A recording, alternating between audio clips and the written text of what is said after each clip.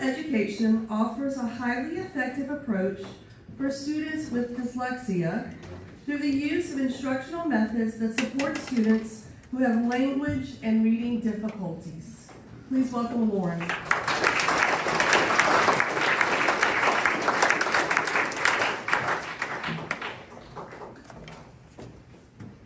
Every student learns differently, yet most classes teach largely in the same way. For a student with dyslexia, this disconnect can significantly affect academic success. Dyslexia is the most prevalent learning difference in our society, accounting for approximately 80 to 90% of all learning disabilities, and affecting around 20% of the population. That is 1 in every 5 people. Because of this widespread impact, it is essential to understand how different education models can better support diverse learners. This is why I will explain how classical education offers a highly effective approach for students with dyslexia by using instructional methods that support students with reading and language difficulties. To fully understand why classical education is beneficial, we must first understand what dyslexia is. Dyslexia is a neurocognitive disorder that affects how the brain processes language, particularly in reading and related tasks.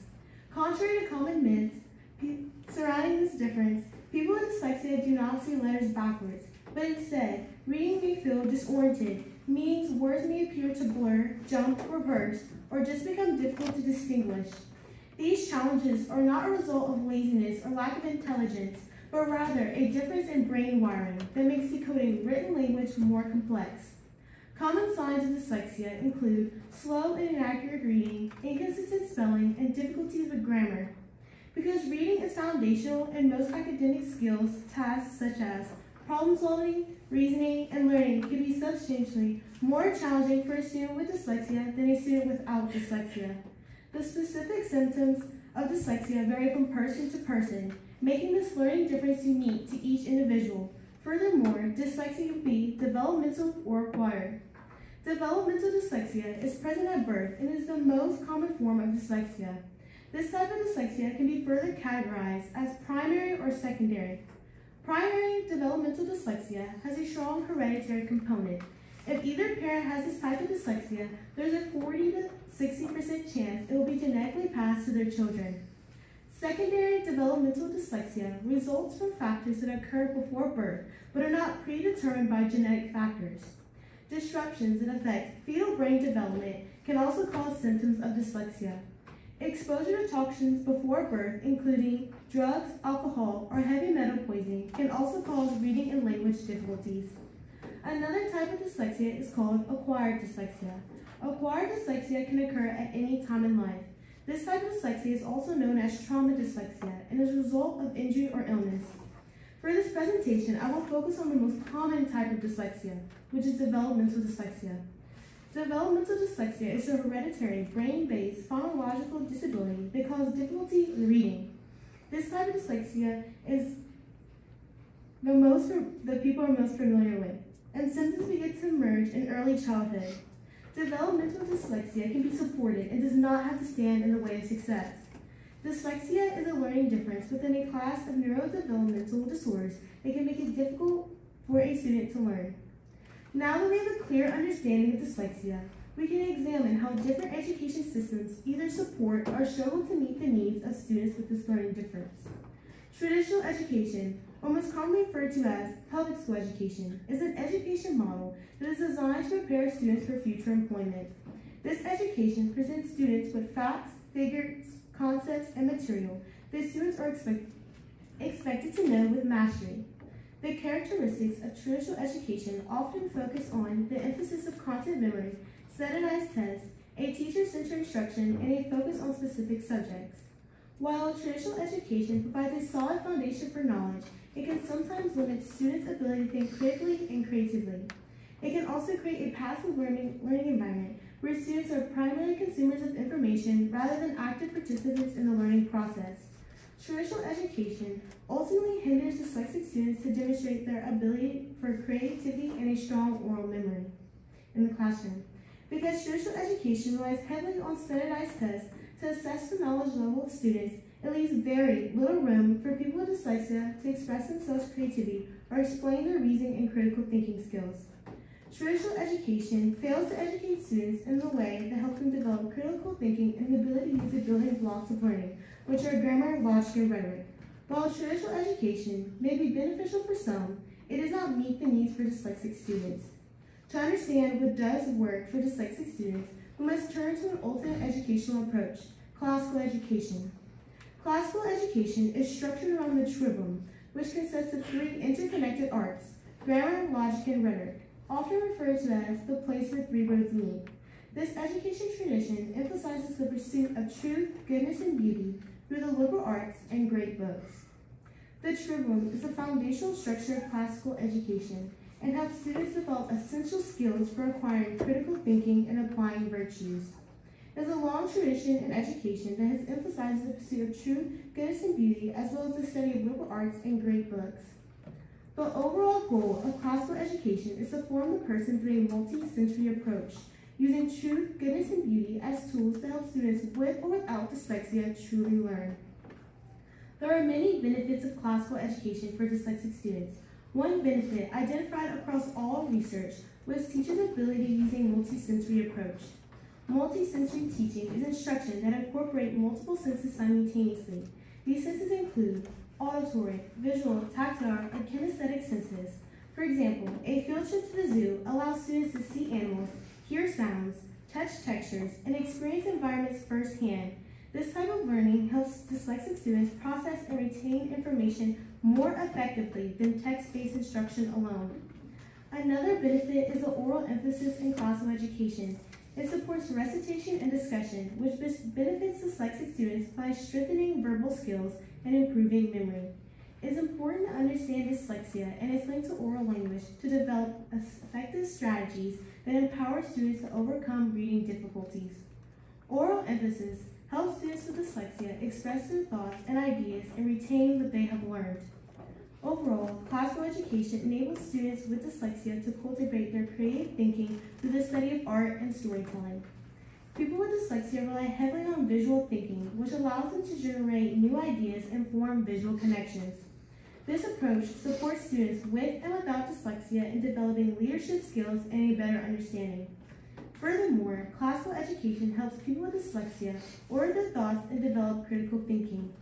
Another distinctive element of classical education that benefits dyslexic learners is the study of Latin. Although there are many challenges in learning a new language, Latin may be easier than traditional classroom languages such as French or Spanish. However, Latin does not change and may be more easier for a student with dyslexia to learn. Whether you're a student struggling with reading or someone with dyslexia, understanding Latin roots can dramatically improve your reading and spelling abilities. For students who have difficulties with these type of words, identifying the root can be the key to unlocking their spelling, improving their decoding abilities, and thus increasing reading comprehension. Learning Latin can also benefit dyslexic students as a structured approach enables teachers to explain and review phonics. Learning Latin helps people with dyslexia retain information in their short-term memory. Additionally, repetition and memorization are essential characteristics of classical education. Using repetition and memory in the classroom helps dyslexic students develop a strong foundation in long-term memory for retention of slower processors. The benefits of classical education for dyslexic students extend beyond what I previously stated, given the highly identified nature of dyslexia. Although classical education is reported to help people with dyslexia, at this moment there are few, if any, extensive, high-quality, peer-reviewed studies demonstrating the actual benefits. Because of this, I interviewed some of my peers to see how classical education benefits them personally. Student 1 said that classical education helped them improve their memory and understanding of complex concepts, helped strengthen their critical thinking skills, better organize their thoughts, which helped them form sentences better and reduce their grammar errors, which as a whole helped them organize their thoughts for writing assignments, and improve their reading confidence. Student 2 expressed that even though classic texts were hard at first, when discussed, it helped them break down big themes and ideas that help better their understanding. It gives them the freedom to express themselves creativity, either in the classroom or through the arts. They stated that the smaller classes offer more support and connections with the teachers. And lastly, Student 3 expressed that the best aspect of classical education is the one-on-one learning that comes with it and the detailed logical explanations. Also, that the learning of Latin roots helped the student understand some English words better. The student stated that their most used strength in classical education is the use of curiosity that leads to deeper thinking. As a student with dyslexia who has experienced classical education from kindergarten through 12th grade, I can attest to its transformative impact. Classical education allowed me to grow in both knowledge and virtue, fostering creativity and critical thinking and meaningful engagement with the text. Through discussion, repetition, and experimental learning, I was able to organize my thoughts, retain material, and express ideas more effectively, making writing and learning far less burdensome. Every person will have a different experience learning in classical education setting, especially for a dyslexic student. I have found that studying the classics have been a blessing for both my growth in knowledge and virtue. Classical education helps me express my creativity and critical thinking through the text presented to me. I have the opportunity to find truth, beauty, and goodness in the text and grapple with concepts in a way that traditional education could not have provided. Classical education allows me to express my creativity in discussions and experience-based learning. Classical education is grounded in tradition while interweaving critical thinking and the formulation of reasoning. The experience is a beautiful collaboration of what the teacher presents and what the class contributes. The material is presented in a way that enables the thinker to conclude from the information provided while still presenting important facts, historical moments, and key figures. While dyslexic students like me struggle with reading and writing, classical education offers a less structured learning environment that emphasizes oral instruction and discussion, allowing learners to formulate concepts, giving us a better opportunity to organize their thoughts. With a better organization of thoughts, the writing process becomes less burdensome for the individual to articulate them. Personally, the use of repetition in classical education is one of the most valuable practices that help me to remember and retain the information my brain processes. Overall, it is easy to say that classical education is a better education for dyslexic students. Classical education allows dyslexic students to develop critical thinking and intellectual growth through classic texts and apply these skills to everyday life. Dyslexia can discourage students, but it is important that dyslexic students do not focus on the struggle they endure. Instead, they should find their own strengths in school that can help and motivate them to persevere, even in their dismay. Students with dyslexia need to remember to use the tools provided for them in the classroom and to not shy away from seeking accommodations, even for standardized tests like the ACT. Although dyslexia is a learning disability, it is not a disadvantage. It is the ability to use your creativity and critical thinking in a way that others do not. Thank you.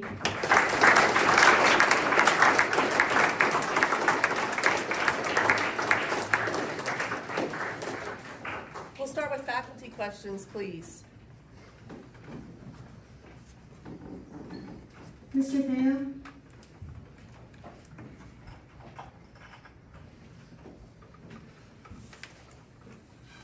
Thank you, Lauren.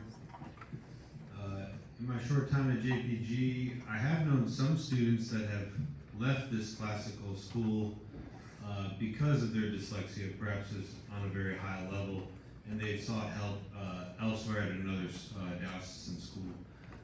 Do you know enough about how JPG approaches a dyslexic student to know why they might go elsewhere? So they might want to go elsewhere just because we don't have as much programs that are additionally from like the education, but we do have accommodations. So like, for example, I have extra time on tests. I can get notes from a teacher, and for exams, I can have the questions written, like, said to me to help me, like, when I'm struggle with reading. But like I said, classical education is different for every individual. So their struggles might be more intense than others. For example, there's 3 levels of dyslexia: mild, medium, and mild, moderate, and intense. So it might be better for them if they would like to have more programs in the school where they're not in the education alone. Okay, just to follow up, do you know what those programs offer them when they take them elsewhere? So I study more in traditional education, so not more like the public schools. So like I know they have speech and language. They have a speech and language program, and then they have a language program for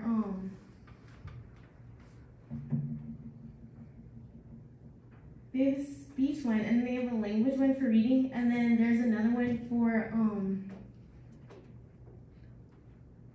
I can't think of it right now, but Thank you very much. Miss Malsa.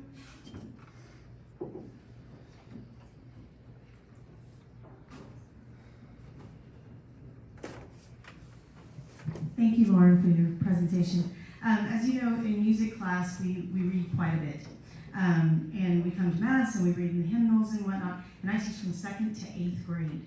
My question to you is, are there some additional things that perhaps I could do for my students I know who would benefit maybe from a highlighted every other verse to help their eye focus and whatnot? Are there any other tips that you can give me as a teacher that maybe I could research on my end to help those students who are trying to do basically 4 things at one time, speaking of the quadrivium, 4 things at one time? They're trying to read pitch, they're trying to read rhythm, they're trying to read the words, and they're also trying to understand the text.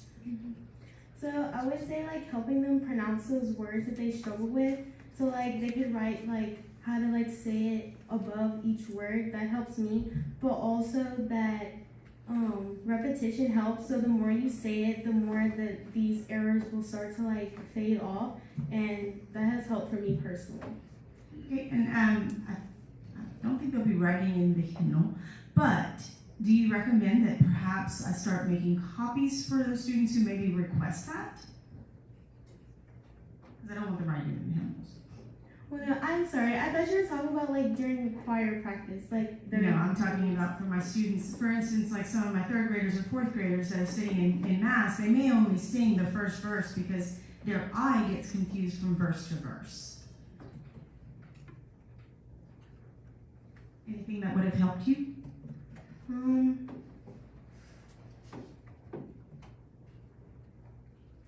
don't know what to say like during, because like while like at Mass you might not know which like song is coming next, so like I would say like repetition if it's like the same song, but like if it's not, then that just might have to be a struggle that the dyslexic student will have to like face and like learn for next time. Okay, thank you. Ms. Pavan. Thanks so much for your presentation, Lauren. I thought it was delightful. I have a couple thoughts. So, my friends who are not classically educated tend to look at schools like John Paul the Great or classical education generally, and they're a little bit intimidated. It seems very vigorous. They're reading the great books, which are really rich and dense pieces of literature, and so it might seem intimidating.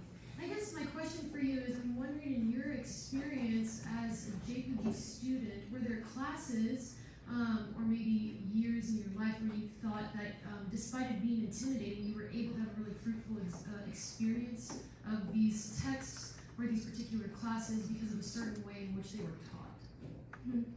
So I will say the way that's like a way that it can be taught is multisensory. I talked about it in my presentation, and the way that like using multiple senses help us retain like short-term memory that helps us like think while we're in assessment, like, oh, I remember when we were outside reading Huckleberry Finn and we were by the pond and how it resembles the Mississippi River. So like that's something how I really remember. Another thing is just repetition at home too.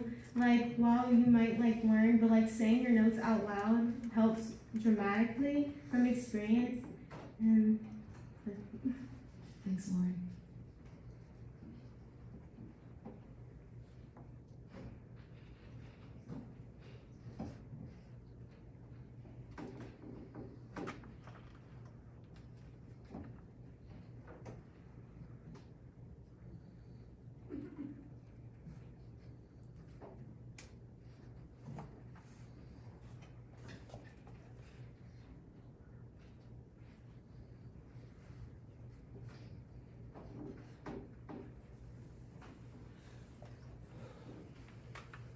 Are there any senior questions? Evelyn?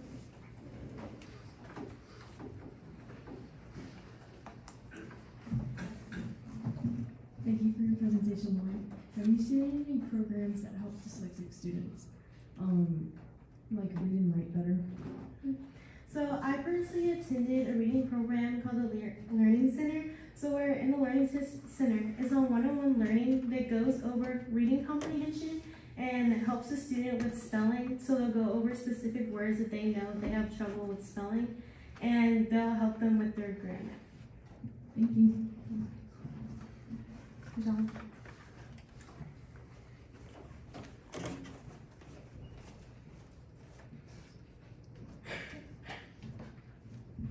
Thanks, Lauren. I was just wondering, when do you think the optimal age to test for dyslexia is? Like, when can I tell whether it's not just a kid who's struggling to learn how to read as compared to a kid who has dyslexia? So you can start to see symptoms when a kid is starting to learn how to read. So you can't really know till they're like in the classroom and they're starting to read like every day. And it's like the teacher will mostly likely see it because they're with the student every single day. They see the test, they see how the writing is, the spelling. So usually when it's over and over again, that's how you know. Thank you.